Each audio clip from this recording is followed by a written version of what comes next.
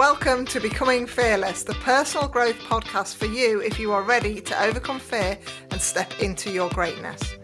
Our purpose is to help you overcome your limits, have loads of fun along the way, unlocking your fullest potential in life, business, health and relationships every single day.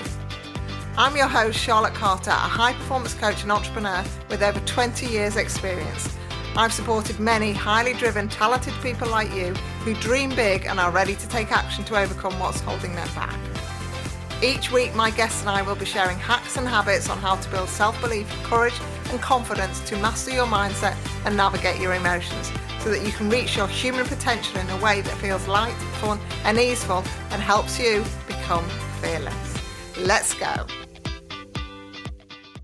Hey everybody, welcome to Becoming Fearless. I am beyond excited. I've got one of my greatest friends as a guest today on the episode, and we're going to be talking about lots and lots of different things. But first of all, let's just welcome Serena onto the podcast. Serena, let people know a little bit about yourself.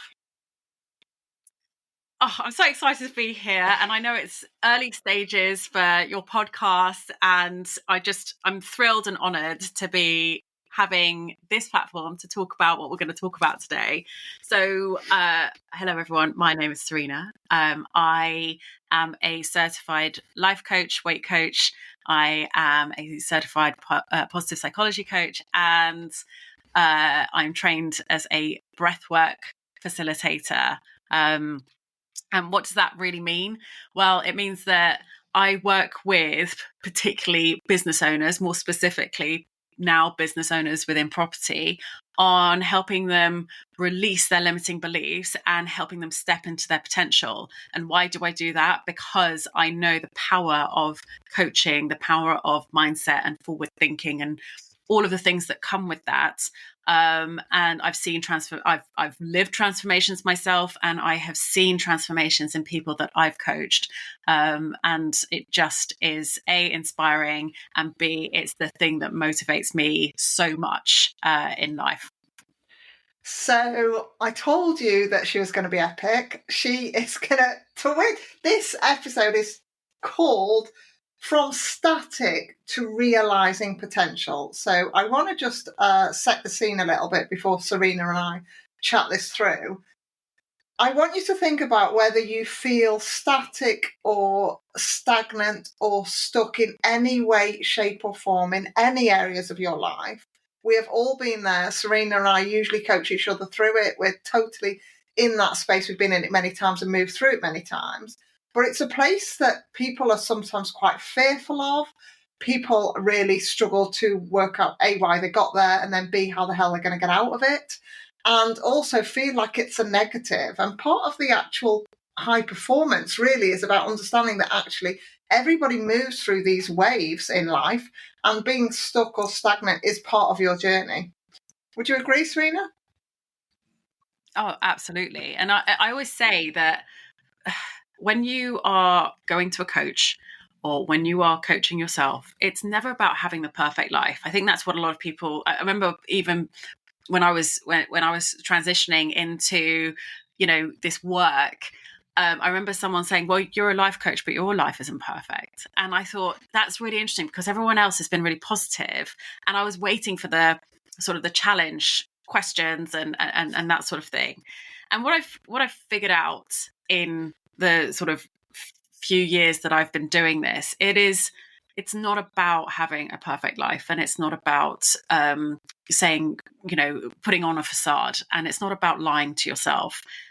This work is about recovery and in reducing that recovery. I always talk to my clients about it being, if you're looking at a running pitch and you're having to run the 100 meters and you have an able body and you are running against someone who has trained their body, you are both going to be able to run that 100 meters. It doesn't matter who comes first. What matters is who can do the next 100 quickest, who can do the next 100 quickest. So it's about being able to, instead of necessarily your body, your organ in your body, your brain, understanding how that works so that when you go through depression, when you stay in that element of stuckness. When something bad happens to you and you're in grief, it's not about not grieving. It's about grieving as much as you want to do, but understanding how the brain works so that you can recover quicker, so that you can then move on. And it's the same with feeling stuck. It's okay to feel stuck. Sometimes you just want to like feel all the stuckness around you and stay in bed, and that's absolutely fine too. But you don't want to do that for months on end. You want to be able to learn how to recover quicker. And I think I love that analogy. I think we both trained in pod psych, and there's this theory around the bounce back ability that people have, and that's what I talk with people about in terms of high performance. How quick can you bounce back from wherever you are, whilst understanding that you've spent enough time in that space? I know something that I have done, and you and I have spoke about this separately. I have been in the space of stuckness. I nearly created a new word then, stagnancy. Stuckness or stagnancy, whatever we're going with. And then I thought, well, I'm meant to feel like this, and I'm going to journal around it, and I'm going to reflect on it. And I found myself actually using some of the tools that I have and allowed myself to be in it longer than I needed to. I think sometimes it's about knowing that time frame of how long to be in it and then when to take action. Absolutely. It's saying, right, enough now. I'm done. There's the understanding of once you realize that you can manage your brain and the way that you think, and that's where the power comes in. So much of my journey prior to getting into this work, you feel victim to your thoughts, and so being in that place keeps you isolated. It keeps you stagnant, not moving forward like you feel like you should. Why does it happen to other people? Why are other people going on holiday all the time? Why is other people got more freedom than I do? Why am I stuck in this way? Because you're a victim of your thoughts. So being able to have that shift, that paradigm shift to now I'm in charge of the way that I think, that's the most freeing thing that you can actually understand for yourself. I love that. And I think one of the things that I kind of like leap into from the stuckness is like, what's possible now then? Where's the potential? Where's that whole futuristic strength that I lead with? It's like, okay, where am I really going? And I kind of personally jump quite far ahead and then have to make my plan as to how I'm going to get there. What do you do when you're feeling stuck? What are the tools that you use to get yourself out, or what's your typical pattern? My typical pattern is to indulge a little bit in the stuckness because I know I'm going to get out of it. So I really have faith in trusting the process, but that is a process of learning and understanding about yourself anyway. But in terms of actionable things that I do the things that I'm in control of. So if I'm stuck and I'm feeling stuck, like you've just said, we all do at times, I get out of bed. And I do the things that I can be in control of. I go for a walk in the mornings.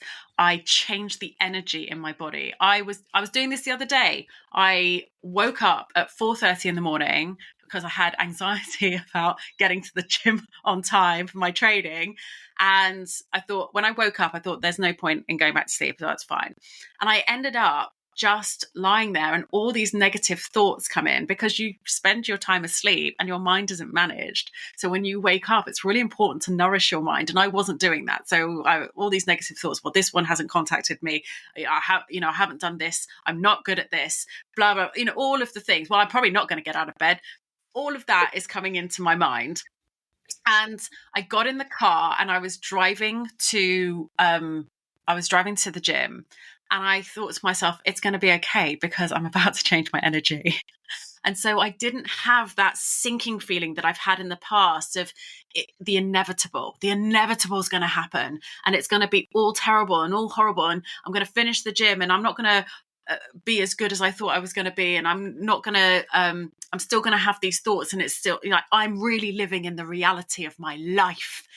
And I just know now that I can go into that place and I choose to lean in to the moment and work out my body. And then I come back and I'm like, okay, before my first call at 9 o'clock, I'm going to go for a walk, and I've got that 45 minutes where, again, I'm changing my energy and I'm nourishing my mind with, either like great music or listening to a podcast, Charlotte Carter's podcast, listening to a podcast, or listening to a book or something that's really going to help me refocus and not just have my mind at a loose end, so that I can think about all the things that potentially could go wrong for the day.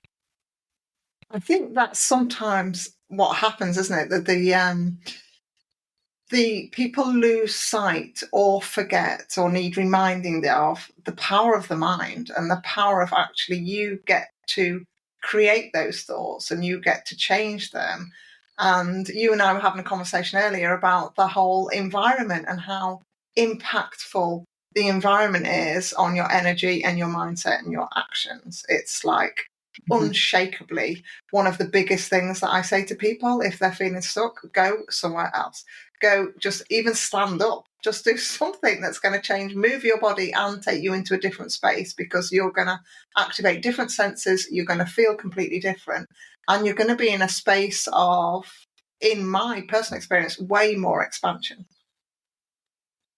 Absolutely. And it's why I do the breath work, because as much as we can tell our minds to think something different, and they're ladder thoughts. So if instead of saying, I feel really good today, when you clearly don't, today I'm alive. Today I've got my able body. Today I can go for a walk. Today I can, sit down and watch TV. Today I can do things, and sort of gearing your mind into a different space.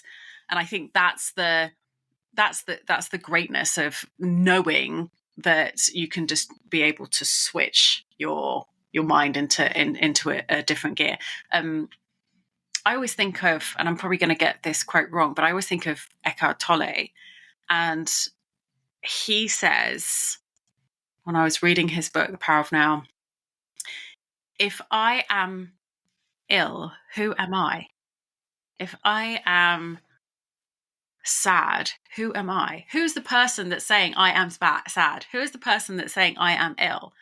And knowing that actually there are two separate individuals there. There's the monkey mind that is going into its natural healthy patterns of worrying, and there's the prefrontal cortex that can manage that. That's the one that's saying, who am I? That's the one that's saying, well, I am sad. Well, who am I to say that I'm sad? How can I change that? So using that ability. So when you are sitting there going, well, I'm stuck, I'm useless, I'm all of these things. Who am I? Who is that person? And can that person actually start managing the other mind, please? Because that's where we're going to have the power. I love that. And I think it's like that perception, isn't it? I talk about being able to step back and being able to watch yourself in those moments. If you could take yourself and your emotions out of that particular feeling that you're in, and you could step back and give the advice as though it was like your best friend or something and not you, what would you be saying to them? Yeah. What would the kind of things you'd be saying to them to be able to help them and encourage them and move them out of that place? Whilst also being, honourable that you are in that place for a reason. I always say to people, because I work with a lot of people who feel uncomfortable in that uncomfortableness, so jump out of it. So I always say you've got to lean into the uncomfortableness on some level to be able to appreciate when everything feels comfortable, because everything's got its polar opposite anyway. Absolutely. Just everything's got its life is duality. So whatever situation you are in now, there'll be a good side to it. And maybe it's a small good side. Maybe that side is 10%. But if you keep focusing on the 90%, you're not going to get away from that percentage. It's knowing the fact that, okay, with every decision that you make, there'll be a good side and bad side. You work with a coach. The good side is you are going to start to flourish and expand your mind and go, whether it's a coach or whether you pay for a certain service, you are going to get more knowledge of something. Something good is going to happen in that space. The negative side is you'll be spending money, so there'll be less money in your bank account. Or what do? you work on the good aspect of it, so that the negative side starts to flourish as well. So everything is duality. Everything is balance. So let people know a little bit about your journey, because I know that you came from the corporate and you're now in quite a different place. Let people know a little bit about what you used to do and what you do now. So I've always been mega ambitious, and I think that stems from my dad always never being that satisfied with what, like, anything that I was doing. So I'd get a job and he'd be like, "Great, when are you manager?" And I was working in television, and I became a production manager really early on. So I think I was about 25 when I first got my first production management job. And I remember he nearly had a car accident when I told him. And so he's like, "Great, when are you going to become managing director?" And everything was just like, just move forward, just move forward, just move forward. And I always had this sort of old school mentality of the harder you work, the better you're doing, the more successful you'll be. And so I just worked really hard. And yes, I did some amazing things. And my TV career sort of merged during the recession into an events career, which is a story within itself. And I got to the point I worked on the Olympics. And I remember after the Olympics, I just felt very done. By this point, I had been in the city and traveled a lot with my work for over 10 years. And I felt a little bit done with what my work. I knew that it was something else that I had to do, but I had zero confidence in my ability. I was told I was dyslexic. I was told at school, you can't, you're not academic. You can't really read that well. You can't write that well. The only thing that I was halfway decent at was maths. I was rubbish at science. Like it just allowed me to believe that the only thing that I could do was put things together. And I knew I was a good sort of project manager. So instead of exploring what could be, I started an events company. And that's all I knew. So I knew that was going to make me money. I knew that was going to be the thing that I needed to do, because that's all I had known, really. And it's what I felt like I could do. So I built that up over 5 years, and all the time just feeling a little bit sad, a little bit stuck, a little bit like there must be more to life, but it's not for me.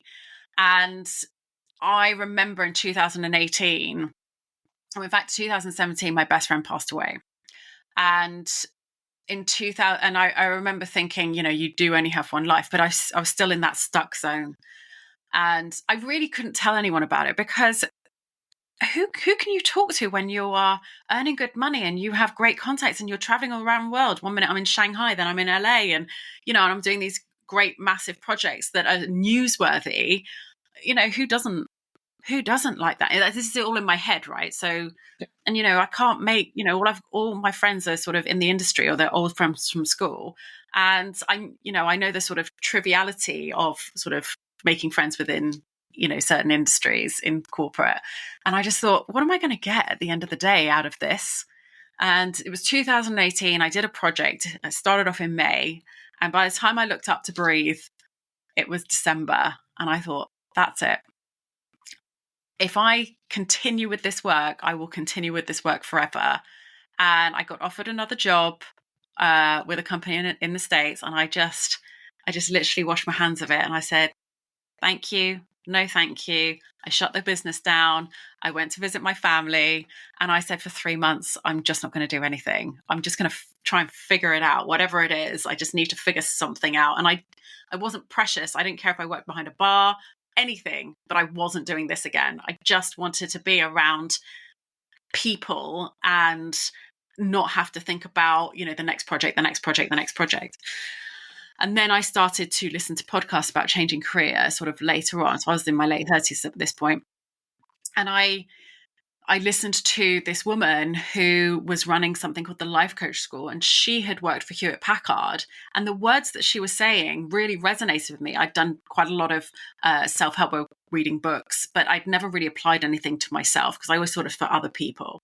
And so much of the stuff can sound, when you're in a sort of black and white environment, fluffy. And so you just think, oh, well, that's just fluff. I'm not really interested in that. And so I ended up every day as I'm getting up to make my bed and go for a walk, the things that I could do, the things that I had agency of, I started to listen to these podcasts over and over again. And I thought, this one was making sense. There's scientific backing behind this. It just rings true, and it's not fluffy. What is this? Because I feel like I'm healing myself. I've been to like therapist before, and I couldn't quite understand what was going on. There was a lot of talk about my past, and as much as that was fine, it wasn't helping me move forward. And all of this was getting me excited again for the future. And I thought, my goodness, this is something that I need to share. And that's why I'm so like, my word for everything is liberation. It's sort of breaking free into freedom of understanding how the mind works. And very, very quickly, within the space of that 3 months, I decided that I was going to train as a life coach. And, the sort of story continues from then on. And that's a journey in itself. But it's because of that training, and it's because of that understanding, that I have been able to maneuver my career since. And that was the breaking point for me. It's sort of being in that black and white 2D world, going into an area of mindset that allows you to know that the skies are the limit. Life can be really great. Thanks so much for sharing that. It's such a fascinating journey that people go on, isn't it? And our paths have been similar in terms of the time that we've been in doing what we do now, and our paths crossed when we both trained in Pod Psych back in 2021. And it's always been a really lovely friendship, but it's very much based on expansion and possibilities, and very much seeing in the other one either reminding them what they haven't yet seen or stretching them. That's kind of where you and I have connected on multiple levels. And it's been a massive, massive joy. What is it that you do now? So now I actually, what I've got is duality. So last year, due to a number of reasons, I started to do some extra training in property. And I got my sort of, I suppose it's not really qualifications, but my skills, got compliance. And I do now on the side short-term lets. So I rent out properties, or I buy, hopefully be buying more properties, so that I can create environments for people to live in secondary accommodation. And for me, as I was going down that road, and I started to love it, because everything that I do is sort of project management based. And, I love being around people, and a lot of the stuff that I do with coaching is great, but it's a lot of it's online. So I wanted something to kind of reignite that side of me. And this definitely does. And I allowed my coaching to be a little bit messy in terms of the way that I was positioning myself for, a few months. It ended up being about 6 months of just like keeping my old clients on board and not really marketing myself in coaching, but allowing sort of my learning and my skills and putting them into action for property, and getting myself sort of a network in that space to then address what was going on in coaching. So now I do mindset mastery coaching within property. So instead of working with generally with business owners to help them with their mindset, I now work with them specifically within property. And that really has such a wide variation of what that looks like. So the work that I do is quite bespoke, because I work one-to-one with people. I love that. I just love the way that you followed your feelings with the property. It was just something that you were keen to, you had curiosity about it, and then went down that route. And it's just like in quite a short space of time, it's really like fulfilled one of your biggest passions, really, hasn't it? Yeah, it has. I think that it's, for me, it's I'm not going to ever let myself be uh caged in again, caged into what someone thinks that I should, that this is how a coach should work, or this is how someone in event should work, or this is how someone's career should be. I know for some of you that are listening that have done a lot of work on themselves would think, well, of course that's not how I think anyway. But there are a lot of people out there that do think like that. They do have parameters around them that, what are people going to think of them? Are they going to fail? Lots of different elements of it, and I'm ready for all of it. Maybe there will be some projects that I do fail at, but I know within myself, with my tenacity and the way that my mind is, that I can merge something together. So I started working. I started looking at the landscape of it all, and there were property accountants. So I never knew that. I never knew there was an accountant specifically for property. And I know that when we have accountants as coaches, we get someone who might be experienced and had a few coaches on their books. But there are specific property accountants, or specific property lawyers. Well, that makes more sense. But then I started to work with a property social media expert. And I thought, I don't understand why I can't be in that environment as someone who, yeah, I'm relatively new to the property game. However, I am really quite experienced in the mindset game. So I work with people on their mindset around property because I do understand their pain points. Having really invested in time networking with people, I know that they struggle for certain aspects of their business, and I really feel that that's a pain point that I can address. For certain. Plus, you're living proof of it all working when you follow, Yeah. what it is that you're teaching and get your mind on point as well. So let's just wrap up and talk a little bit about becoming fearless. So would you Yes. say, I'm going to ask you an intuitive question. Would you say that you feel fearless now? I experience fear, but I lean into it. So if that's the definition of being fearless, then yes. Yeah, so becoming fearless for me, and what this podcast is all about, is for people to know and experience and embrace fear, be able to identify it, know it's coming on the ride with you. You're not going to necessarily be in that space of never experiencing it, but being able to let your desires and your passion and your purpose be your guiding light rather than the fear.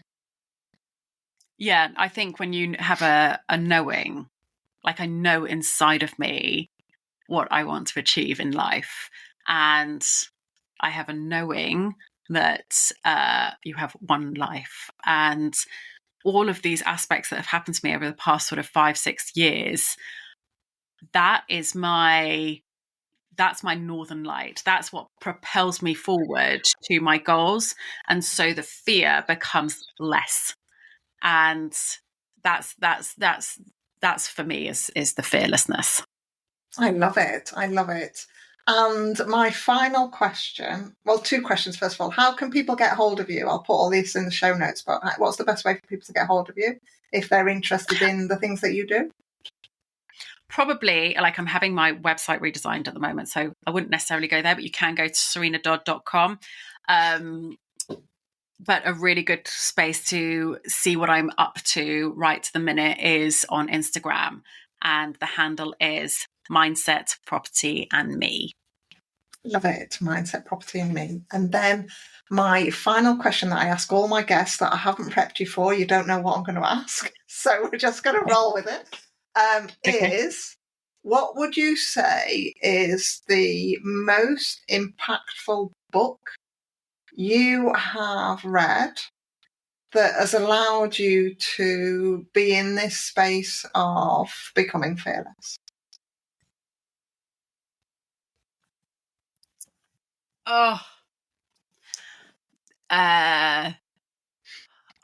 It is. There are so many. But is it Simon Covey? I feel like I've got the book at the back. I can't remember. The reason that I was thinking about this book in particular was because there's a great story about paradigm shifts, and 5 Ways of Becoming Me, something like that. And it's such a brilliant. There's so many brilliant analogies in there. I'm currently reading The Success Principles, and I'm loving that too. But in terms of one specific book, I almost can't say, Charlotte. There's just, I know. There's I love the fact I'm holding you in this space. I'm holding you to say one. Are we going with that 5 Ways of Becoming Me? That sounds a great one. Do you have a second? Are you going to see if you've got it? I'm going to see if I've got it. No, it's not that one. Of course, I can't find it now. Well, we will put in the show notes when Serena's decided which book she's having. Oh, I do. Okay. I do like Think and Grow Rich. Think and Grow Rich is a great one for if you are someone who likes to explore the secret a little bit more. Think and Grow Rich is a really good book of true life stories of quite well-known individuals, including Edison, a bunch of people, and how the secret has really affected their lives without even knowing about the secret. But what they talk about, what Napoleon Hill talks about in the book, is as you read the book, at some point, whether it's the first chapter or whether it's the last page, most likely you are going to be hit with an aha moment of, oh, I get what this life's about now. I get how to succeed now.